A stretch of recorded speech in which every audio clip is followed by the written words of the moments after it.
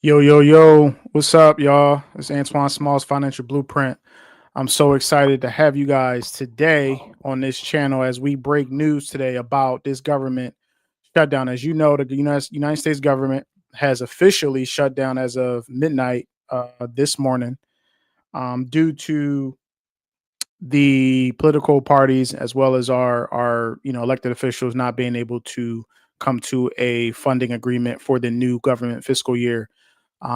If you do know, if you don't know, the government runs on a October 1st through September 30th calendar fiscal year for the government. It's not January to December. It is October 1st through September the 30th. So usually around this time of the year, we have the government, two sides, Democrat, Republican, are, fighting their agendas, trying to push their sides, use leverage and things like that to push their agendas to ensure that a funding bill is approved due to different issues that we'll get to today. The funding bill for the United States government was not approved, which is why we are sitting currently in a government shutdown, right? So let's unpack like what's a government shutdown, and we're going to talk about everything government shutdown today.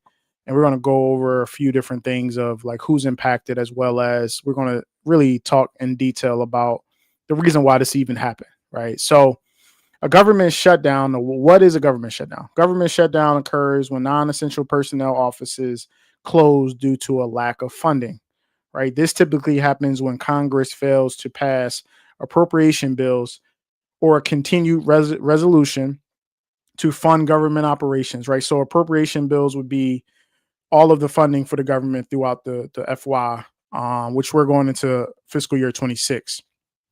Continued resolution is more like a temporary bill that they would put out for the next, 3 months to get them, so that the government does not shut down. We actually have seen this over the last couple of years. This is how the previous administration did things, that they just did continual resolutions over and over and over again.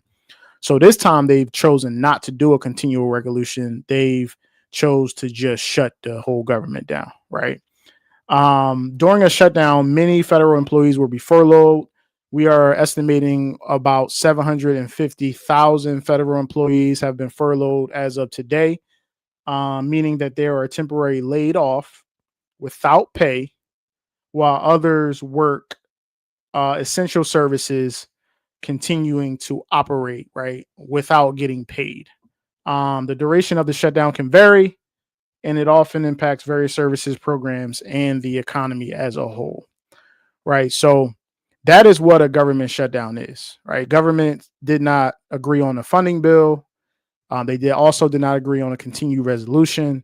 They chose to shut it all down due to their issues, and we'll get into that in a second, right? This affects federal employees, which is over 750,000 employees. If you was not what they will call an exempted federal employee, and exempt employees only hold certain positions, then you are furloughed as of this morning. This also affects government contractors, which projects and pay gets paused. Public services get affected. National parks, passport processing, IRS delays, things like that. This does, in fact, impact the military and our defense. Our active duty service members will still work, but will not get paid until the funding bill is resolved. And everyday citizens obviously is impacted by this government shutdown, right?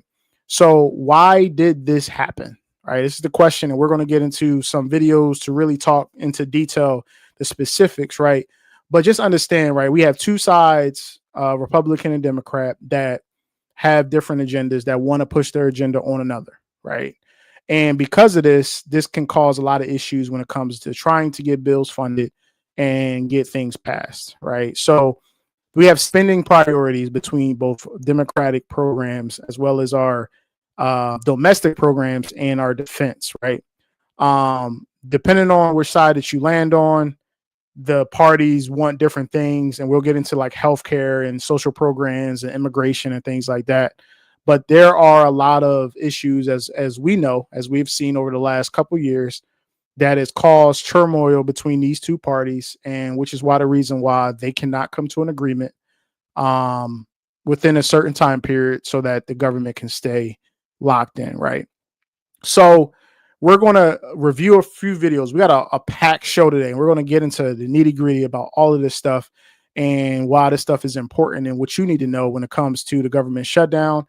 If that impacts you, if you're a federal employee, I pray that you continue to stay locked in when it comes to, whatever you got going on personally. I am also a federal employee, as some of you guys know, and I am getting furloughed. I have been furloughed also. So I'm not someone that's just speaking about this from a outside point of view. I am definitely inside of the point of view from a civilian government employee as well as a Army soldier, staff sergeant, right? So I can speak to this from someone that's within the government and can give you real-time information. So let's get into the show. We're going to review our first video, which is why this shutdown is a little different. And if you did not know, right, the last time the government was shut down was 7 years ago. I believe that was 2019.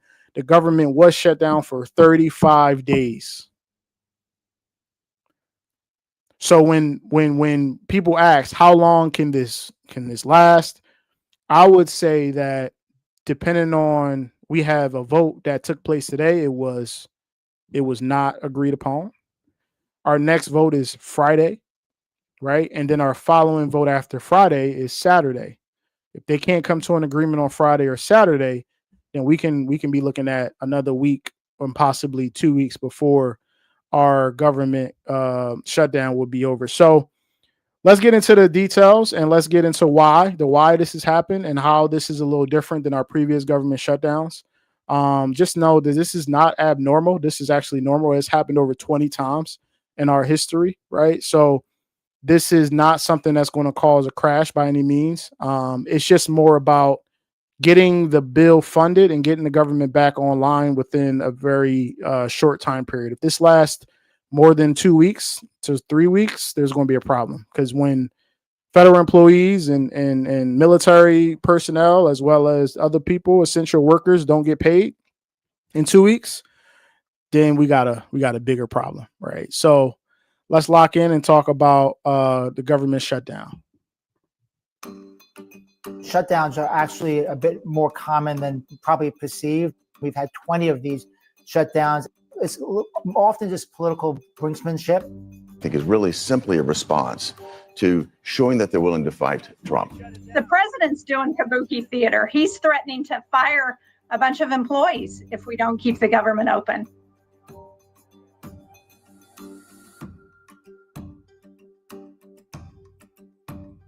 Democrats are really trying to make this fight about health care, but Republicans are betting that they won't be successful, that people will just see Democrats as holding up a shutdown, potentially leading to a large-scale federal layoff.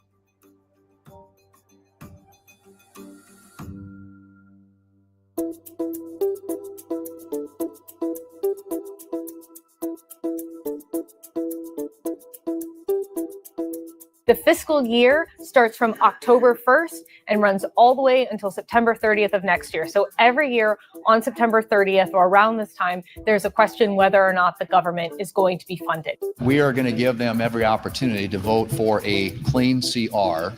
For Republicans, it's a time to show that Democrats are blocking the way to keeping the government funded, trying to paint them as unreasonable. We're spending about $7 trillion this year.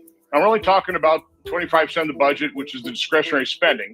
Obamacare is the root cause of all these problems. It is skyrocketing healthcare costs, insurance costs, and all Democrats want to do is throw more money at it. We want to bring down healthcare costs in a reasonable way.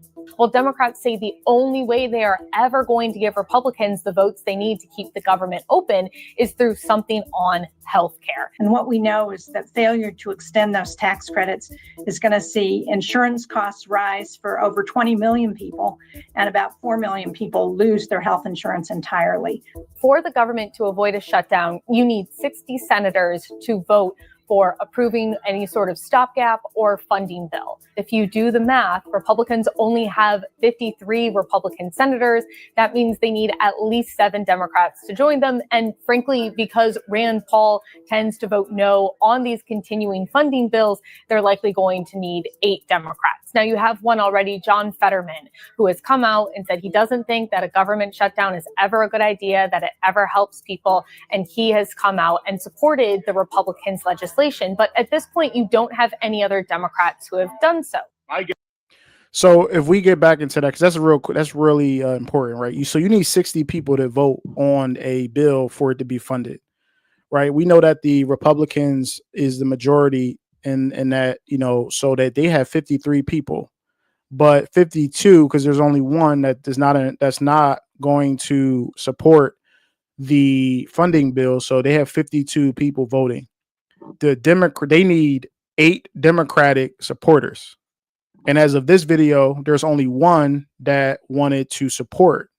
So in reality, they need 7 more. And this is the problem. Because if they can't get the 7 votes between the Democratic side, then they can't get a bill funded, right? And you can argue both sides of the reason why. We're gonna get more into why. We're gonna talk about both the Republican and the Democratic side of this to get a equal side understanding, right? But all in all, they need 60 votes. And as of today, last night, they was not able to get the 60 votes. And as of today, they was able to get to 55. So they still need 5 more. But we'll get more into the current situation later.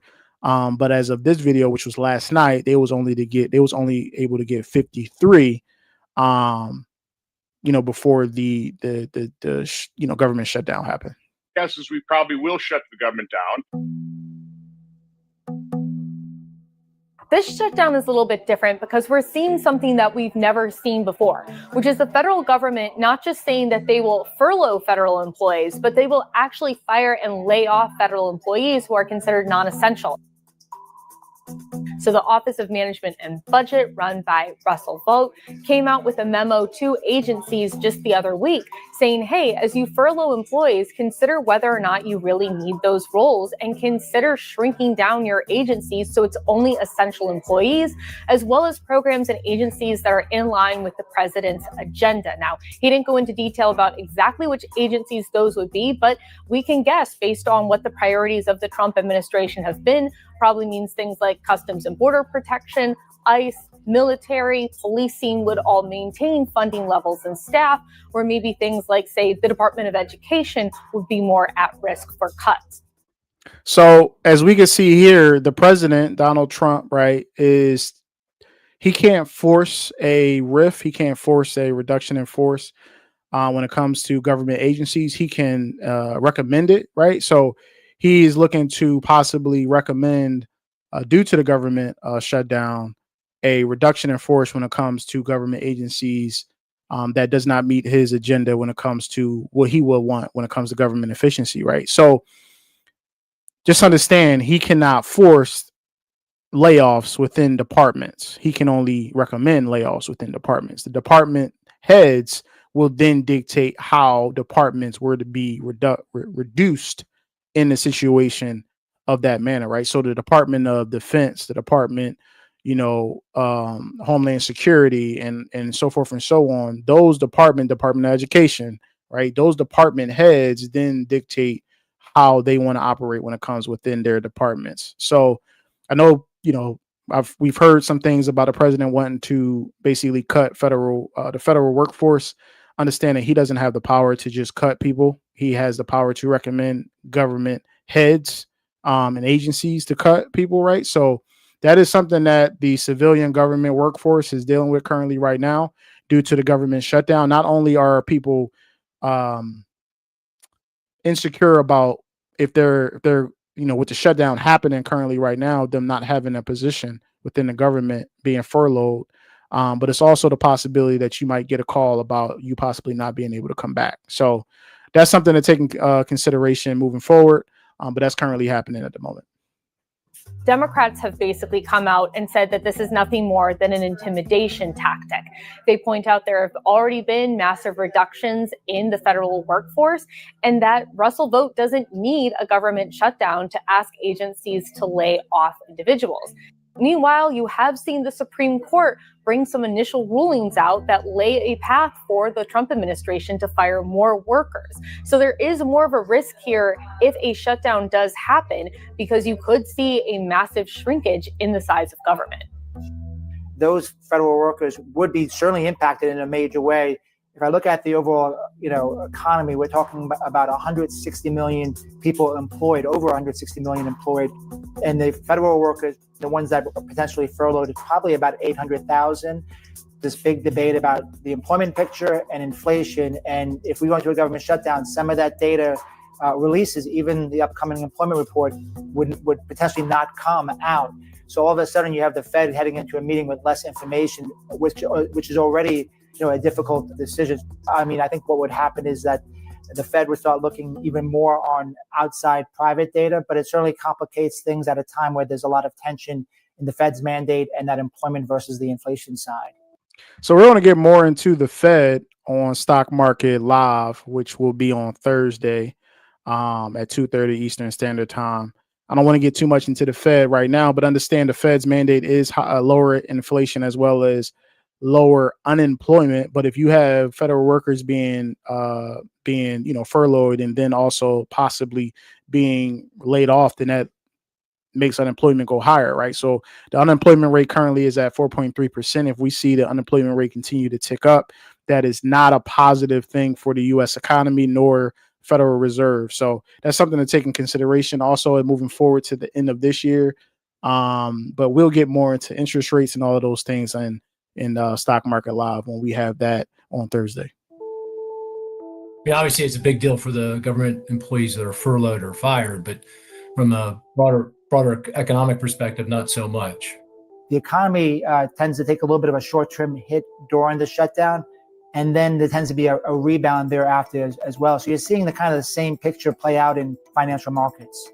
When you look back historically, leading up, there tends to be a little bit of volatility, but during the actual shutdown, the market has actually been about flat. When it comes to the FAA, airlines, you usually see longer lines for planes when a government shutdown is going on.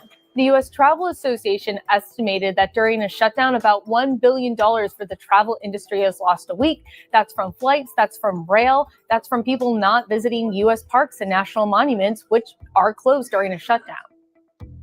Would it be smart for the government to avoid having to do shutdowns by automatically continuing funding when they get to this point? Probably. But much like the fiscal cliff and raising the debt ceiling, it takes away this key point of leverage that really forces lawmakers to sit down, come to the table, and hash out an agreement. Much like the debt ceiling and the debt limit, it's something that Congress is just going to continue to wrangle over year after year.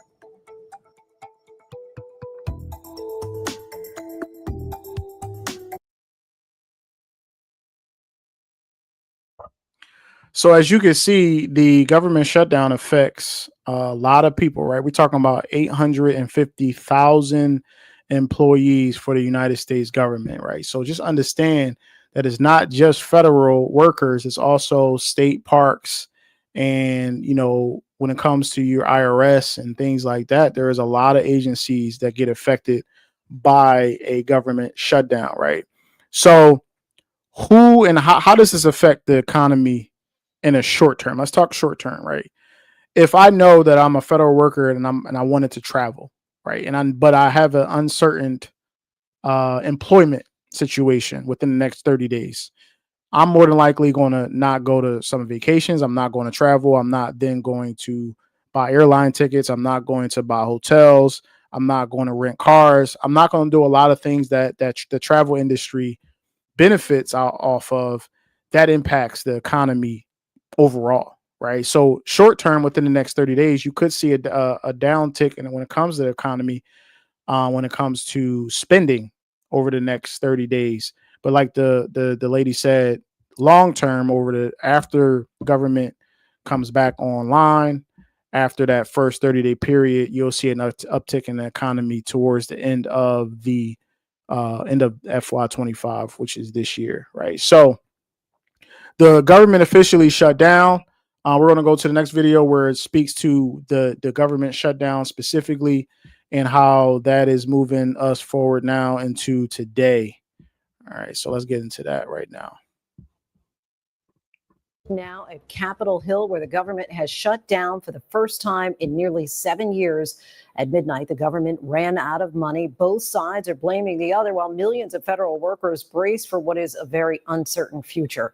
What was the final chance to keep the government open failed tonight in the Senate. Majority Leader Thune and Minority Leader Schumer had this to say. Well, I know why we're doing this, Mr. President. The Democrats' far left base said jump. The Democrat leaders said how high. But the far left's determination to oppose anything President Trump has ever said or done is not a good reason for subjecting the American people to the pain of a government shutdown. It's natural that people understand that Donald Trump and the Republicans want to shut down and Democrats do not. We need to deal with this health care crisis now, not later. But the Republican bill fails to do that. I urge my Republican colleagues instead to join with us, work in good faith to keep the government open, keep costs down. President Trump is threatening to fire federal workers and cut programs and benefits. He also said he can do things that are irreversible. Democrats rallied on Capitol Hill earlier today in a show of unity and demanded that Medicaid cuts be restored, saying Republicans would rather shut down the government than protect the health care of the American people. And with the government shutdown now in effect, Jay O'Brien joins us from Capitol Hill. Jay, what happens now?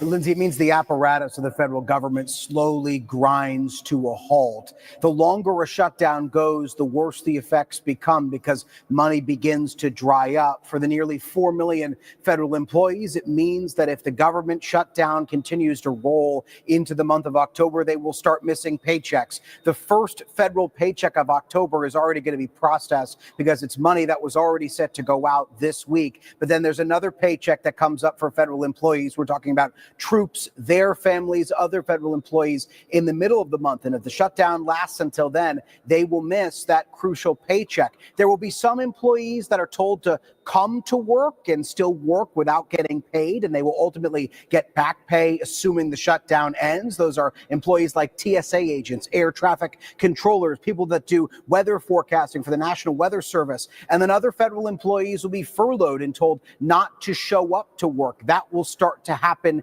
today in Washington, D.C., OMB says. Those employees will start to get their marching orders as of today.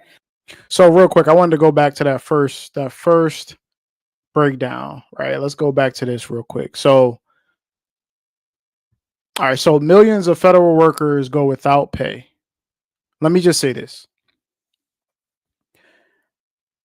I don't play games about my money, right? That's not something that I don't play around with, right? So when we start talking about issues and government workers and military not getting paid for what they do on a daily basis, it is going to be a problem. Sure, I would say that within the next 7 days, if the government shutdown is lifted and there is an approved funding bill, that's cool because government workers are getting paid this week, and then they're going to be a 2-week period in between this paycheck that's coming tomorrow or Friday into the 2 weeks from now, which will be the middle of October paycheck. We get to the middle of October and essential federal workers, military personnel, etc., is not getting paychecks. Then we get into a bigger issue.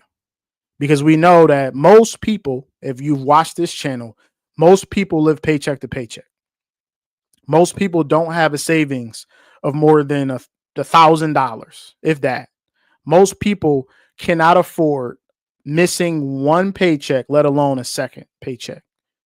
So when we start having conversations about policy and funding and different issues, that's cool, right? That's fine.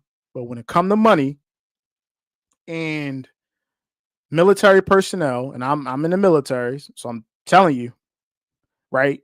It's not going to be a positive for anybody in politics, anybody in public office, if people that's defending this country as well as running this country from a governmental perspective is not getting paid. It's not going to be a positive situation, right? So National parks, Smithsonian's are closed. Social Security payments may slow down, which then affects some of our seasoned, personnel, people on this earth, right? Within the United States, which some of these items are not affected by the shutdown, right? Social Security benefits, Medicare, Medicaid, the Postal Service, military continues to rock out, active duty, as well as border protection, as well as air traffic control and TSA, airport security agents. So they are not affected by the government shutdown. Understand they have to work. They also might not get paid though. So it's one thing when you're told to work, but when you miss a paycheck,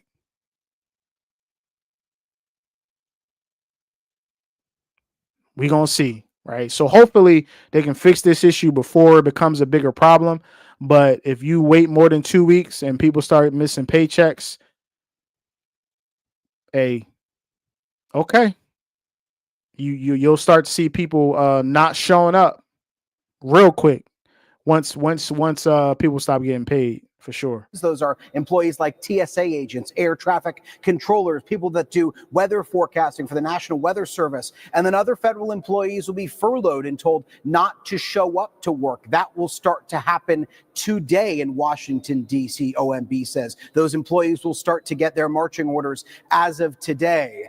But as the shutdown grinds on, if it lasts for a certain chunk of time, money will start to dry up in key federal programs like SNAP, which is the Nutrition Assistance Program for lower income Americans, like WIC, which is nutrition assistance for mothers and infants. And the list goes on. Social Security, Medicare, Medicaid, that will still be processed, but you could also see delays there too the longer the shutdown rolls. It is a slow grinding, as I said, of the federal government to a halt that could be seriously detrimental for millions of Americans. Grinding, as I So let's go to SNAP benefits, WIC benefits. These are at risk. So the longer that the government shutdown continues, the more at risk some of these programs are going to be when it comes to funding, right? National parks and museums, passport processing, economic reports, which affects the Fed.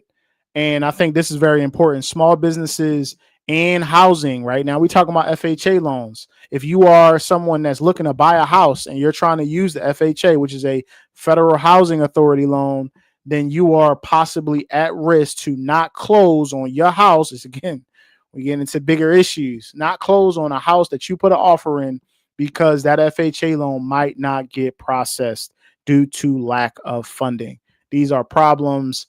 And the longer that the government shutdown continues, the more likely some of these issues become bigger problems. Said of the federal government to a halt that could be seriously detrimental for millions of Americans. And if history is any indication, any predictions here as far as how long a shutdown could go on?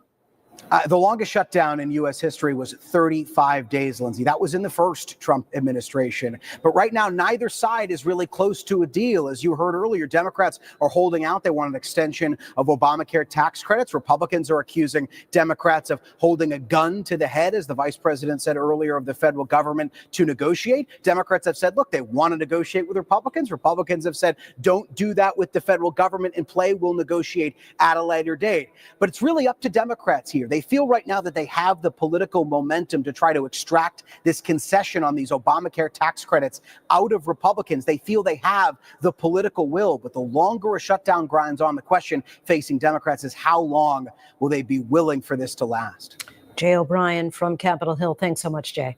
And not long before the shutdown, we caught up with New Jersey Senator Andy Kim. All right, let's just start here. Where do we go at this point?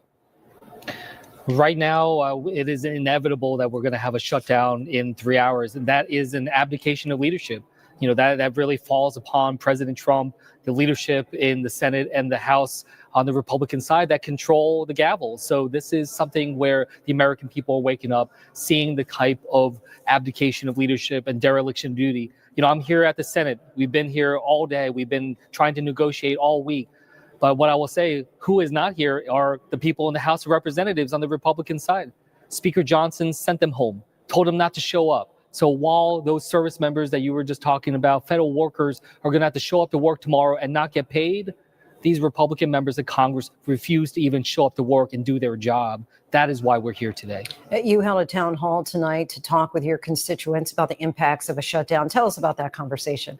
Yeah, right after the votes that we had in the Senate, I did a telephone town hall to reach across all across New Jersey. We had over 6,000 people dial in to be able to listen to this. And what I heard from them was really powerful. People talking about, there's a woman named Lucinda who talked about the concerns that she has. She told me to hold the line because she cannot afford her health care. She would have to give it up if she's not able to continue to get the support for the ACA through the marketplace.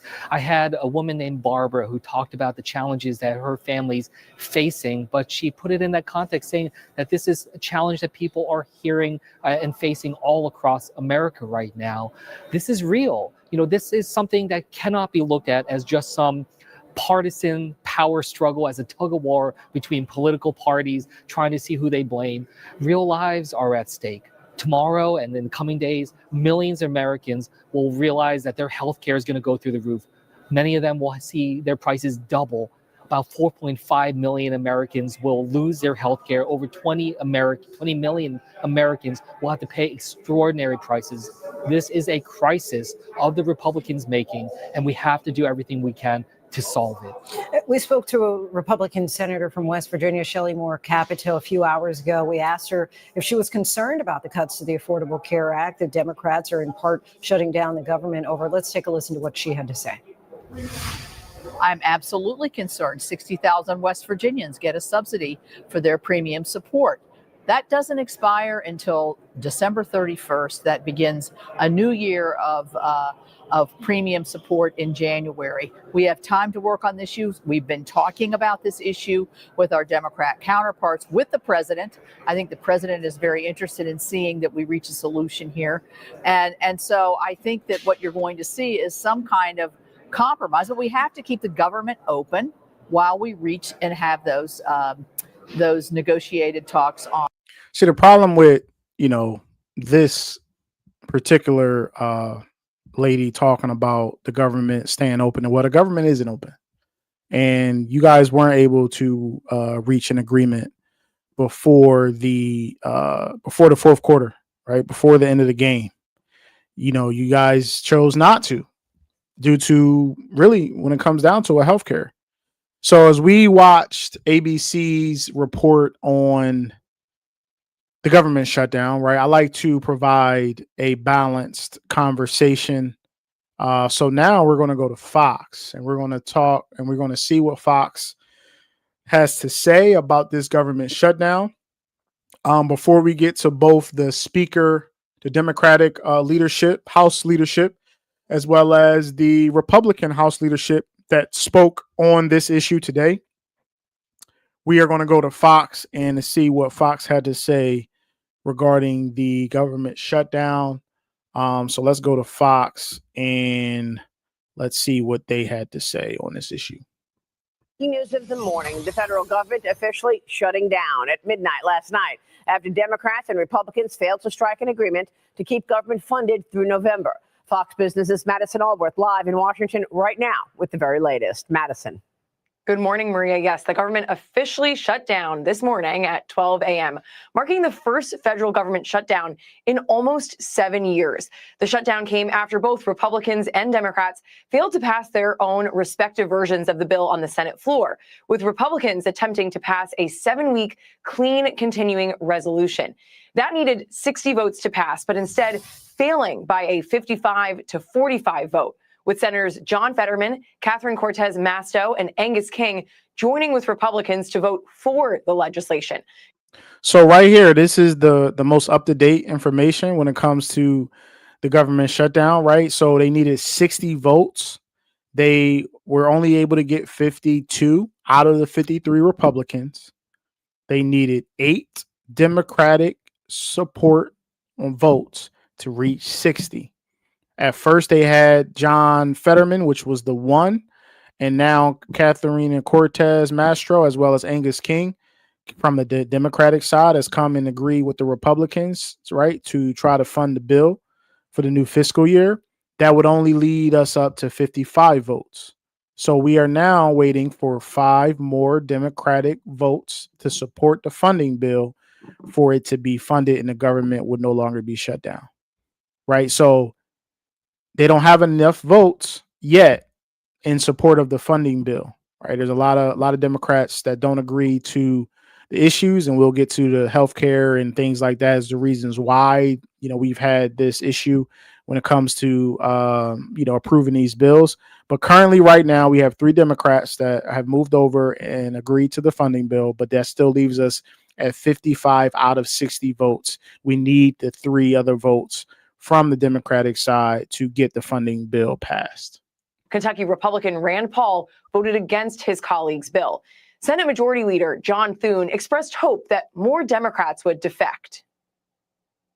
All it takes is a handful of Democrats to join Republicans to pass the clean, nonpartisan funding bill that's in front of us.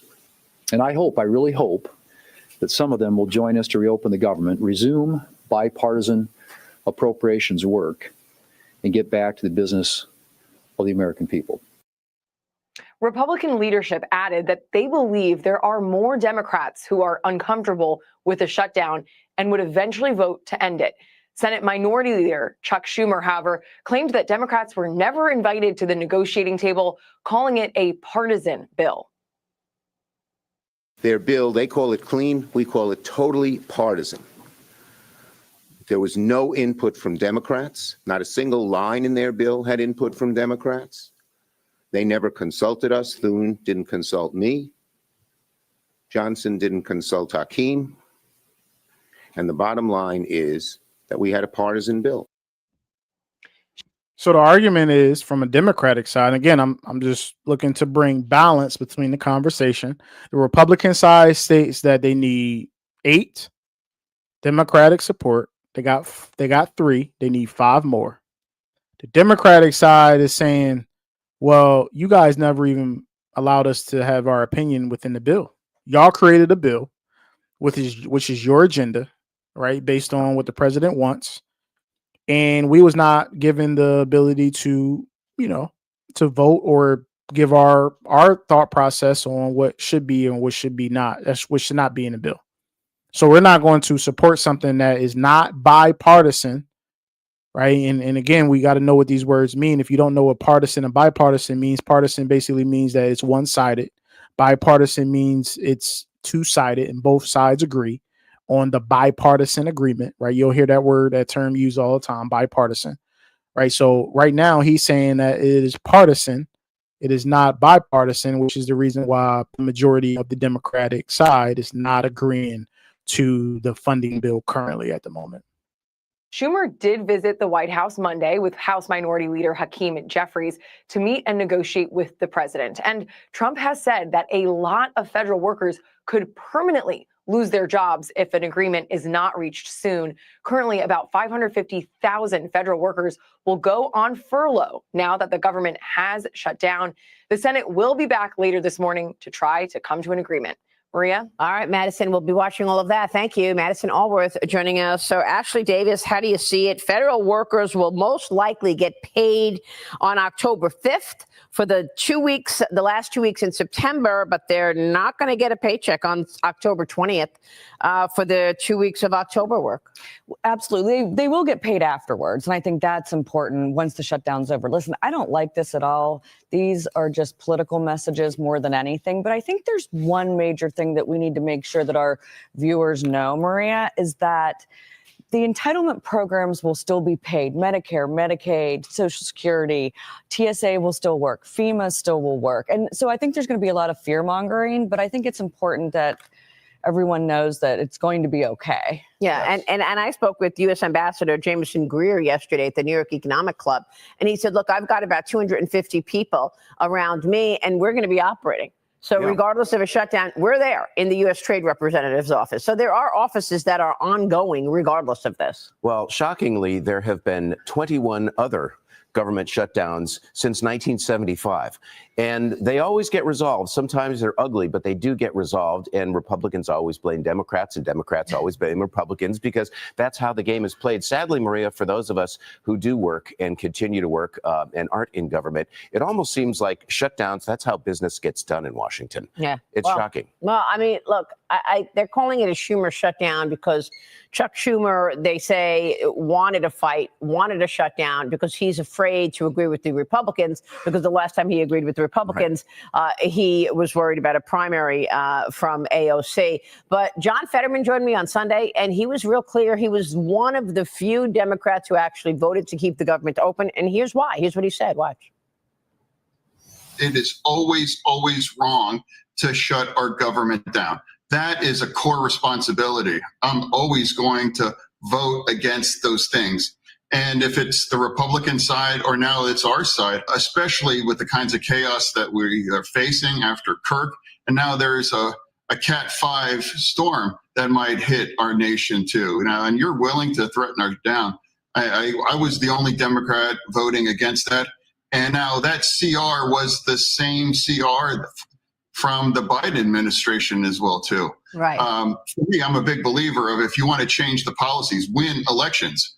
And that's really the way democracy works. And that is why John Fetterman voted to keep the government open. Now, what do you think about Senator Mike Rounds' idea? Senator Rounds is out with an idea, Republican from South Carolina, that would see those subsidies extended for 1 year. And that would be then followed by a 1 year phase down to return the tax credits to pre-COVID levels. Look, you can't say we want to get back to pre-COVID spending and then just say, look, we want the subsidies back in there. Absolutely. Look, those subsidies are going to be worked out, Maria, and that's going to happen probably in a year-end package. It's not going to happen now. It's too difficult. And and unfortunately, it doesn't need to happen right this minute, which is what Republicans are saying. I feel, though, that there are going to be a lot of Republicans that are never going to agree with these subsidies. I mean, they are Obamacare and they are difficult, but we're definitely not going to go back to what they're also asking for, which is to go back on the Medicaid cuts that we made with the One Big Beautiful Bill. So we can see that healthcare is a major concern when it comes to this spending budget bill for the United States government on both sides, right? One side wants, healthcare to be privatized more, when it comes to the Republican side, and you have the Democratic side that does not want that to happen due to the fact that affordability for government premiums, not government premiums, but healthcare premiums are very high and able to impact the average American in a significant way, which then, hurts the average American when it comes to especially low income paying households when it comes to healthcare premiums, right? As well as when it comes to Medicare, Medicaid, Obamacare, and things like that, there is a total disconnect when it comes to both parties and what they agree upon when it comes to healthcare specifically, right? So we are now going to take a look at the Democratic leader who's had a press conference today to speak on the Democratic side of why there is a government shutdown and why the spending bill was not approved, and why the Democratic side is, staying true to their beliefs and ultimately their agenda, and the reason why they are not supporting the funding bill as of today. This is a sad, serious, and somber moment for the country. Americans are already facing a dual affordability and healthcare crisis thanks to Donald Trump's tariffs and Republicans' big ugly law. And now, because Republicans refuse to come to the table and negotiate with Democrats, Americans can suffer even more. We were elected to solve the problems of this country, not make them worse. And that's exactly what Donald Trump and his Republican henchmen are seeking to do. From the beginning of the Trump administration, Republicans have shown us that they have made their priorities clear. First, their signature legislative achievement. Republicans passed the largest cut of health care in American history, all to provide a tax benefit to corporations and billionaires. I wish that it was an exaggeration, but it's the truth. Democrats didn't greenlight this cruel, costly healthcare cuts and now we continue to stand against them. Preserving and expanding access to quality, affordable care has always been House Democrats' top priority. It should come as no surprise to Republicans that we wouldn't support their agenda that dismantles healthcare, makes it more expensive, and puts it out of reach for hardworking families. That's why we've done everything in our power to give Republicans the opportunity to do the right thing, to join with us, to work, to collaborate, to have conversations, to have bipartisan funding bills that look out for the economic well-being of the country. We even laid out our own plan that keeps the government open while ensuring Americans could keep their health care, afford medications, and continue to see their doctors. Even as the government closes, Democrats will continue to keep fighting. I hope our Republican colleagues will finally wake up and join us. Vice Chair Ted Lieu. Thank you, Chairman Aguilar. Today is day one of the Republican shutdown. Republicans control the White House, the Senate, and the House. Democrats are here working on behalf of the American people. We're fighting to lower costs, cancel the cuts, and to save health care. And we're House Republicans. They are on vacation. We are asking Speaker Johnson to bring back House Republicans right now so we can work together to not have this government shutdown. It is now a very bad time to have a government shutdown because we are in a very bad economy. We know that unemployment has now hit near 4-year highs. We know inflation has continued to rise this year. And we just learned today from payroll processor ADP that private sector jobs, which were expected to increase by 50,000 last month, instead decreased by 32,000. Trump's economy is crushing Americans financially. House Republicans need to come back, work with Democrats, and stop this Republican shutdown. Any questions? Nick? I was wondering if I could get your reaction to Russ' vote announcing this morning that the administration was putting funding on hold for infrastructure projects in New York, the Hudson River Tunnel and the 2nd Avenue subway. I think this is probably what they meant when Donald Trump said we're going to extract maximum pain. I just want to say, I don't like politics. I'm not really a big fan because I feel like most, when you listen, it's a lot of word salad and it's a lot of what I would call emotional baiting. Like they want to, touch on your feelings and they want to get you to react. And it's important. And I'm not trying to make it about either side. And I, agree on either side. I'm just saying that there's too much emotional, pulling about certain things to try to get people to side on one side or the other, right? My thing is just give me the facts, right? Give me the facts. Stop playing with my emotions. Stop saying things to try to get me to react, and actually give me the things that's actually going to impact my life on a daily basis in a positive way. So when you hear some of the politicians, either side, right, Republican, Democrat, and we're just listening to the Democratic side currently right now on the press conference that happened earlier today.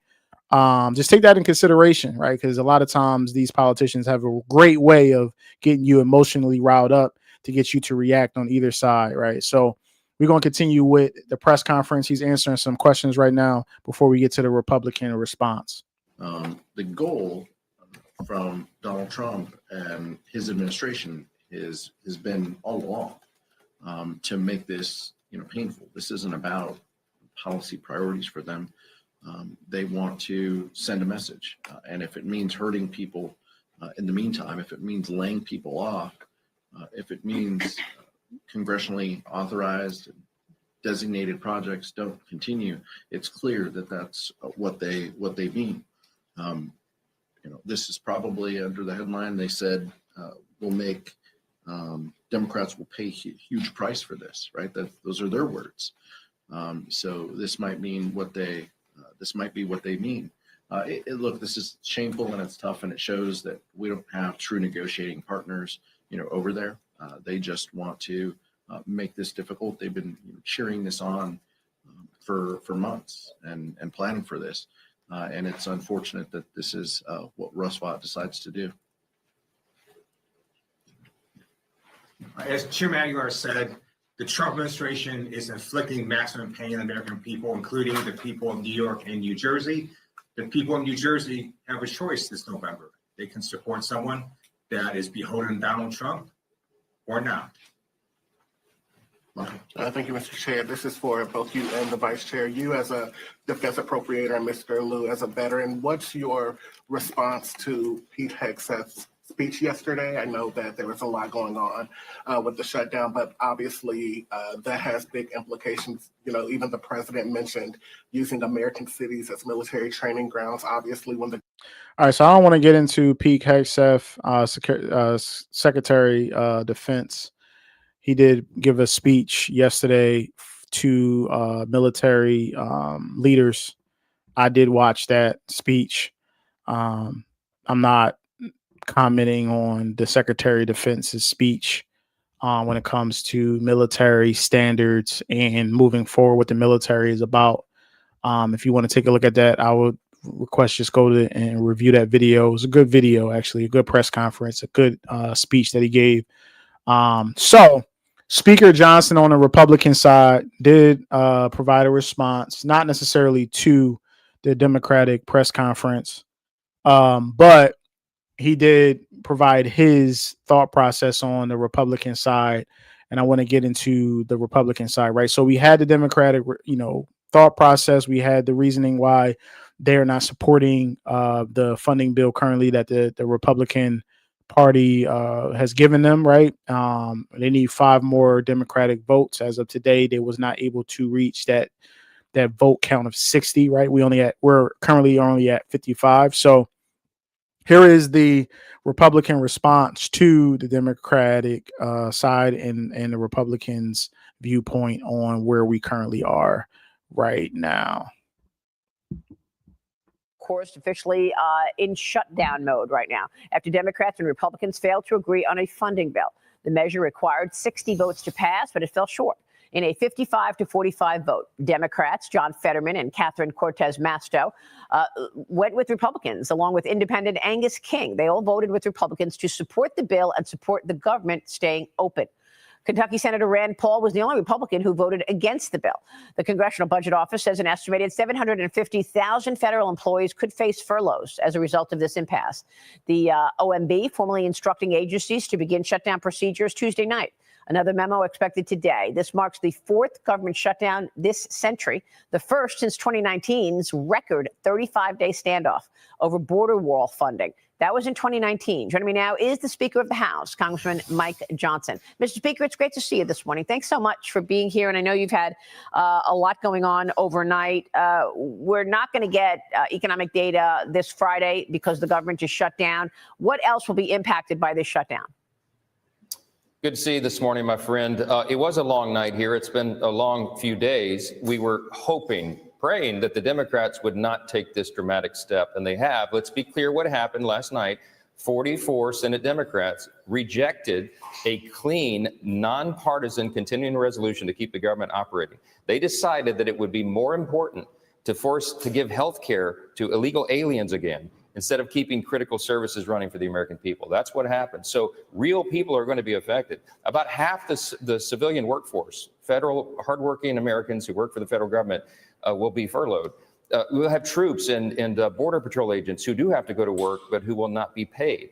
You're going to have critical services to women, infants, and children through the nutrition programs that will now be halted. You're going to have FEMA that can't renew flood insurance programs while we're in the center of hurricane season. I mean, it's really incredible that they took this step. And I want to make something very clear at the outset here, Maria. There is one reason, and one reason alone, that Chuck Schumer is leading the Democrats off this cliff. He is trying to get political cover from the far left corner of his base. He's afraid of a challenge for his Senate seat by AOC or someone like that.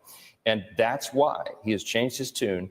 Everything he said for his entire career in Washington for decades, that shutdowns would be dangerous and reckless and irresponsible. He's now changed his tune to give himself political cover, and that's exactly what's going on here. That's incredible. There were 2 Democrats who actually sided with Republicans to keep the government open. And I spoke with one of them, Pennsylvania Senator John Fetterman, on Sunday, who told me then that he would not vote against keeping government open. Here's what he told me Sunday. Watch. It is always, always wrong to shut our government down. That is a core responsibility. I'm always going to vote against those things. And if it's the Republican side or now it's our side, especially with the kinds of chaos that we are facing after Kirk, and now there's a Cat 5 storm that might hit our nation too. Now, and you're willing to threaten us down. I was the only Democrat voting against that. And now that CR was the same CR from the Biden administration as well too. Right. For me, I'm a big believer of if you want to change the policies, win elections. And that's really the way democracy works. So, Mr. Speaker, the Senate will vote again today on both the House-passed CR and the version introduced by Chuck Schumer. Do you think a breakthrough could be possible today or no? Well, I certainly hope so. We already saw a bit of the beginning of a break, I think, last night with a couple more joining. What Senator Fetterman said there is exactly right. That interview you had with him has been sent around the world because there's so much common sense there. And what he was referring to is the fact that his colleagues, Democrat colleagues, have always supported continuing resolutions. In fact, Maria, the actual number is 13 times. In the previous 4 years under the Biden administration, there were CR situations, and they all voted yes. Oh, this is gold right here, and this is the truth, right? Regardless of what side you agree upon, regardless of how you think and your political views, what he just stated is absolutely true. 13 times over the last 4 years has there always been a continued resolution.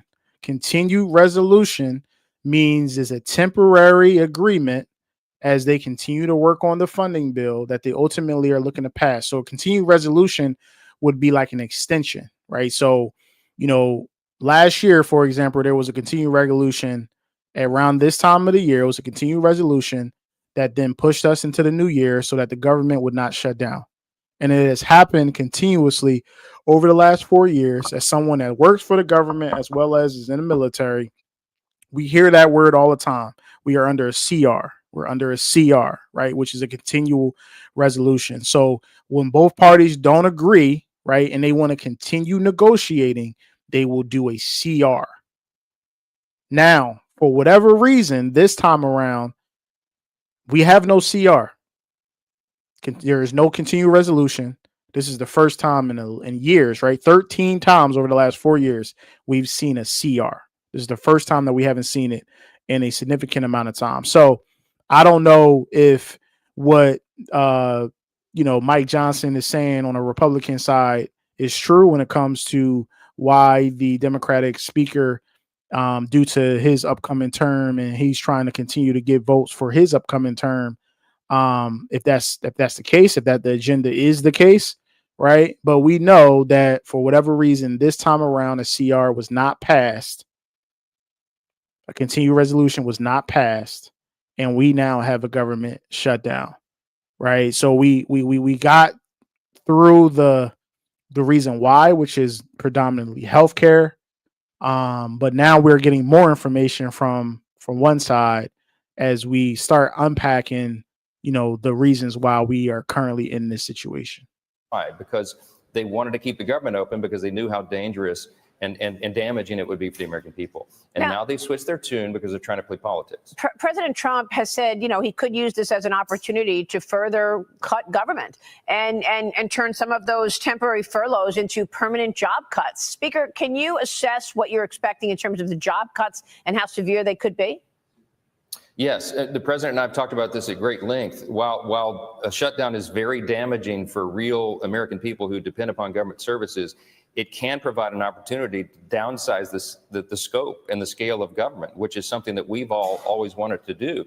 And so in a way, Chuck Schumer has now handed the keys to the kingdom to the executive branch under President Trump to do some things that we would not otherwise be able to do because we would never get Democrat votes for them. Now, Russ Vought is in charge, as you know, of the Office of Management and Budget, and it is his responsibility to look at all of this and make very difficult choices. He gets to decide now what services are essential, what programs and policies should be continued, and which would not be a priority for taxpayers.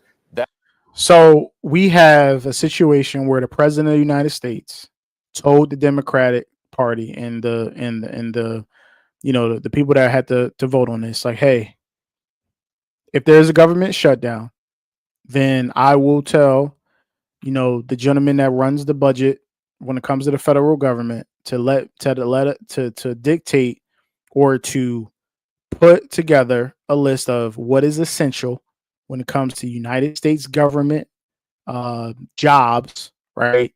And what is excess.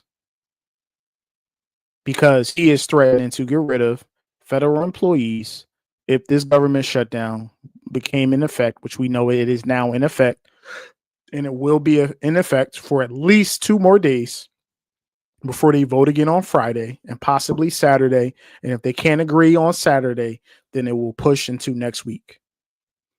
Right? So this is a problem. The president has already said that he wanted less government. The Republican Party agrees that they want less government. And this is a way under the executive branch in a government shutdown situation for him to enact government layoffs. Right. So we look at this from a balanced approach. We have the Democratic side that believes that healthcare needs to be additionally added into the bill. You have the Republican Party that said that it says they don't agree. They have a bill that's currently what the Democratic said is partisan, is not bipartisan. They don't agree on that they don't agree on that partisan bill, which is the reason why we are currently in a shutdown. And we have a president that's saying, okay, now we're in a shutdown. Now you're giving me executive powers to put my powers into play with the budget office to possibly lay off federal workers.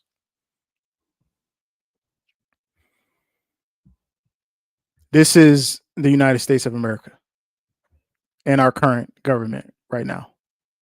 That is what is about to happen, and Chuck Schumer has allowed that. And so from his political perspective, it's a pretty massive backfire. And there's a real opportunity for government to work more efficiently and effectively for the people if those decisions are made. Well, I mean, it has to be stressed that this is the same continuing resolution that they voted for under Biden.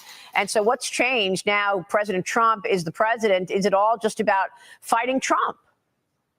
It appears that way, and again, giving Chuck Schumer personal political cover in New York because he's afraid he's going to be challenged from a socialist. Okay, he acts like a socialist himself, but he's not far enough left for the base that's arisen there. That's the problem, and that's what's changed. Now, we were in the Oval Office, with the leaders. Chuck Schumer and Hakeem Jeffries were invited because President Trump shows strong leadership, and he said, "I'll hear the arguments, bring it in." They couldn't present a single argument that was credible. So there was nothing to negotiate. They don't have any credible point to make. They're just trying to make a partisan political stand for their own purposes. And real people are going to be affected. And that's what's so frustrating about this whole thing. Well, I think they feel that if they keep saying it's healthcare, that they'll get the American people's attention. And I know it is largely about those subsidies, those Obamacare subsidies. But you also said it's about making it easier for illegal immigrants to get health care benefits. I want to get your take on what Ro Khanna said to me yesterday, because he's pushing back on that and saying that it's really not about illegals. Watch this. He spoke with me yesterday here. In terms of healthcare, the reality is they're just not being honest. The amount of money that actually is going towards people who are undocumented is such a small portion of the Medicaid cuts or the Affordable Care Act, if at all. And so we can argue that point, but the reality that even the vice president would acknowledge, that anyone who looks at the numbers will acknowledge, is 90 to 95% of the funding we're talking about is talking about funding for American citizens. So, Mr. Speaker, what really is this fight about? Well, I'd like everybody to go read the bill for themselves. They rejected our clean, nonpartisan continuing resolution, and they filed their own. What Chuck Schumer presented as the counterproposal, look at page 57, section 2141, okay? They would repeal, Maria, what we put into the One Big Beautiful Bill, the working families tax cuts, okay? In that provision was the healthcare section. They want to repeal it in its entirety. That section has been wildly successful. The Congressional Budget Office issued a report earlier this month, last month, a few weeks ago. And they said that that bill has already saved taxpayers $185 billion because it's got 2.3 million ineligible recipients kicked off of Medicaid. What does that mean? There's a lot of illegal aliens that were on that program who are not eligible to be there. It was draining resources from the people that it's intended to help, and that is young pregnant women, the disabled, and the elderly. We are strengthening Medicaid, and the Democrats want to unwind that because they have a political talking point. This thing about the subsidies is an issue that is to be debated and decided by the end of the year. It doesn't expire until December 31. They've inserted it into the September funding decision because they're trying to show a fight against Trump. It's ridiculous. They have nothing to argue, and everybody here knows that. So you're going to have to deal with those subsidies anyway. You could deal with them later in the year. You don't have to deal with that right now while you're trying to fund government by November. But let me get your take on what Senator Mike Rounds is sending around, because his idea from South Carolina would be that the subsidies are extended for 1 year, which would then be followed up by a 1 year phase down return to the tax credits to pre-COVID levels. Is that something you could support?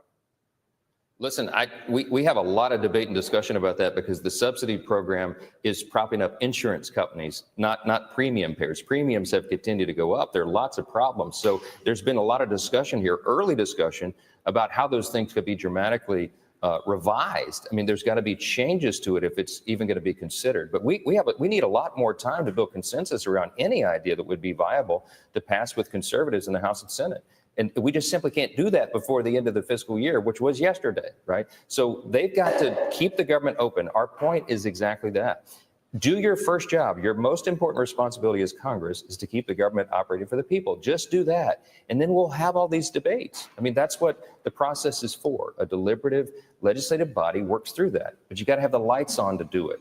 And it's absurd that they're denying that reality. You know, in previous shutdowns, you had the debt limit debate, which sort of was acting like a catalyst for action, right? I mean, when you know you're up against the debt limit, you got to move, you got to make a decision. You don't have any action forcing catalysts this time around. So this could go on and on. How long would you expect this to go on?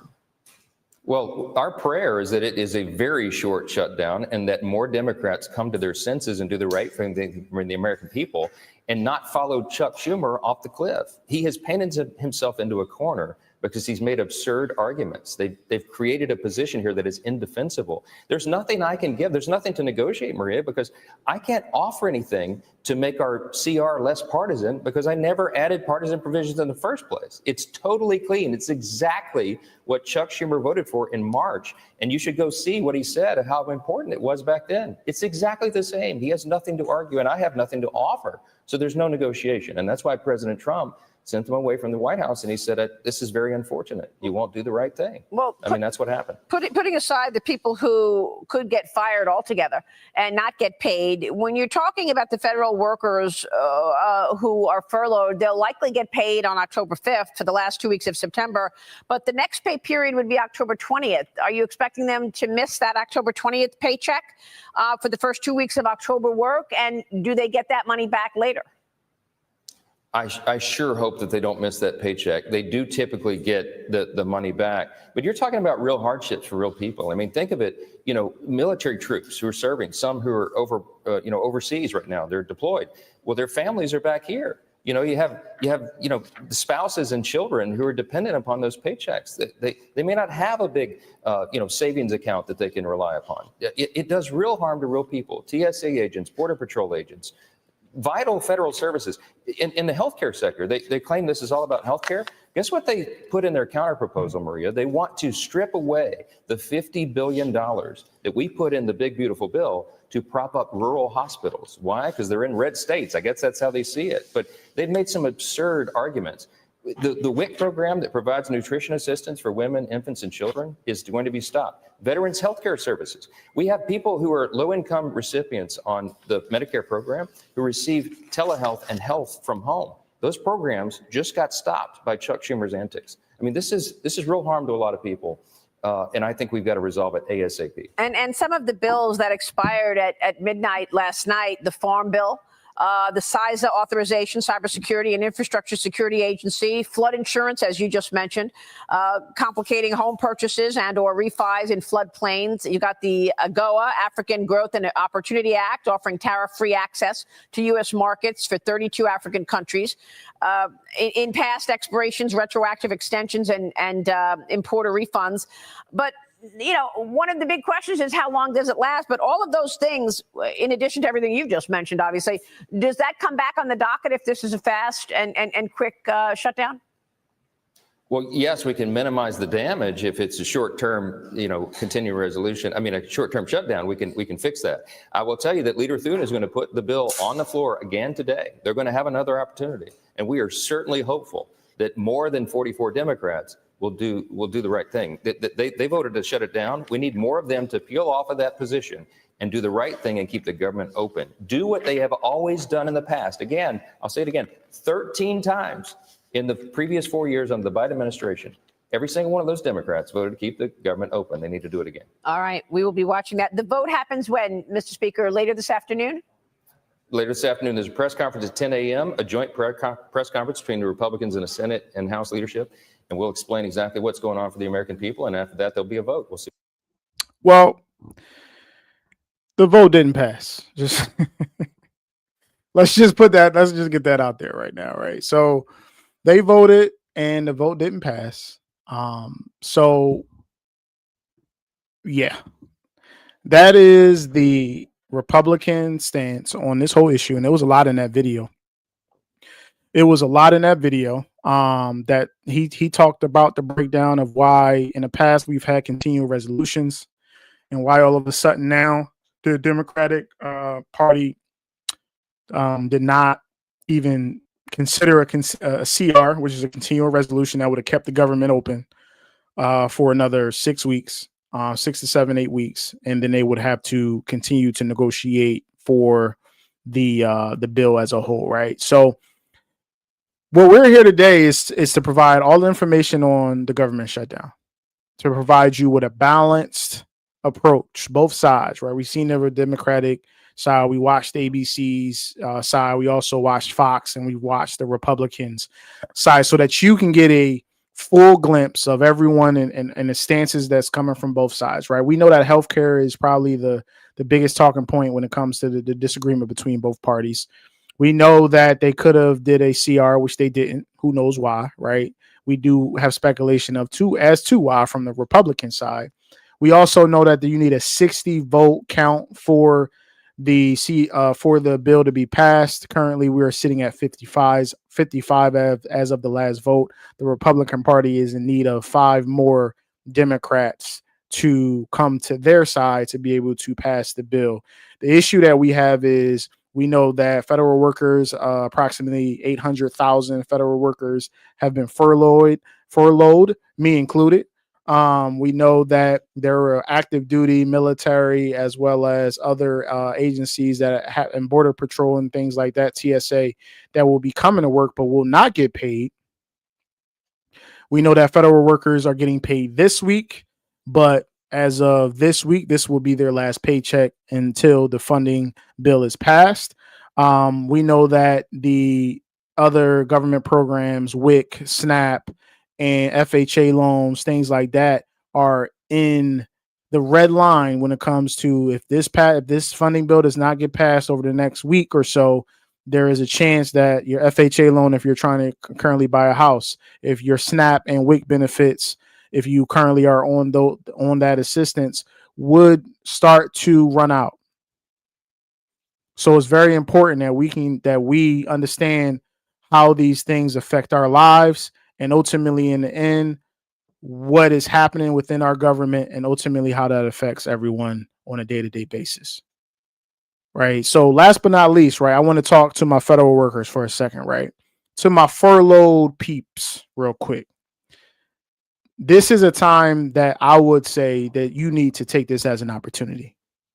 This is an opportunity that you don't get on a daily basis. Most of us go into an office on a daily basis and we got to go to work. We got to commute to our jobs. We go to work. We come home.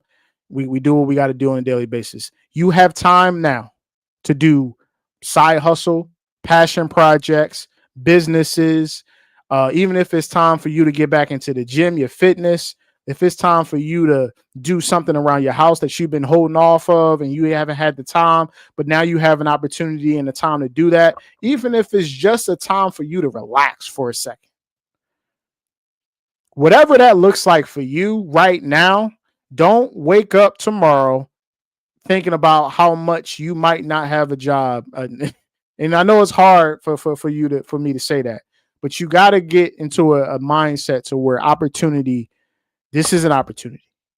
If you are someone that's looking to start a business, that's looking to, do something that you've been really thinking about doing for the last year, 2 years, 3 years, but you just haven't had the time, life be lifing, and you're sitting in that place right now, take advantage of this opportunity, this 1 week, this possibly 2 weeks, and hopefully not longer than that.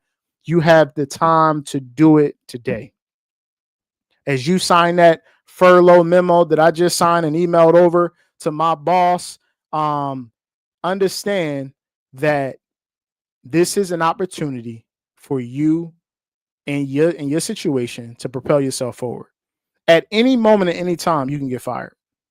And the difference between the public and the private sector is that the private sector understands if you ain't doing your job as of tomorrow, you're out of here. From a public and a government perspective, we think that our jobs is as secure as ever. We can do what we want. As long as we ain't breaking the law, that's the end of the conversation. We good. But this is a time where it hitting you on your head like, hey, it's a little different out here. So I encourage you, I recommend, I implore you to get out and get to work. Second job, passion projects, gig work, you know what I'm saying? Business, real estate, stocks, whatever you can do to make money for yourself, because there's no guarantee that you're going to have a job, let alone go back to work in a week, in 2 weeks, right? The last time Donald Trump and the government shutdown happened in 2019, it was 35 days. 35 days, a month. And most people living paycheck to paycheck. So this is the time that you got to get up and get out of work. Don't sit on your hands. Don't be depressed. Don't look at yourself as a victim, because you're not. Get up, get out, fitness, working out, passion projects, gig work, business, something. Get yourself out of your bed, out of your house, and get to work on something that's going to benefit you long term. So today we went full force into the government shutdown. We talked about what it is, why it's happening, and ultimately the parties at B when it comes to Republican and Democrats and how they can't agree on X, Y, and Z. We know that it's predominantly healthcare. There might be some other underlying agendas there, as we know, when it comes to politics, but healthcare is the big question and the big issue currently right now. And then last but not least, we take a look at the Republican side and the Democratic side, and we had a full-blown discussion about the issues on both sides and why they do not currently agree on a funding bill. And last but not least, we sat here and I implored you guys, man, if you're a federal worker, get up and get out. Look at this as an opportunity. You're not a victim. Take advantage of the opportunities that you have currently right now, even if it's just the ability for you to do errands and just have a peaceful few weeks and really a vacation without actually having to take leave. Right. Tomorrow, we're going to sit here. We're going to have Stock Market Live. Tap in with me 2:30 Eastern Standard Time for Stock Market Live, where we're going to go through everything on the stock market and just understand the government shutdown does not affect the stock market. Let's get that straight. But we're going to talk more about that tomorrow. I love you guys. I appreciate y'all. I'm out. Financial Blueprint, Antoine Smalls. I'll talk to y'all. Peace.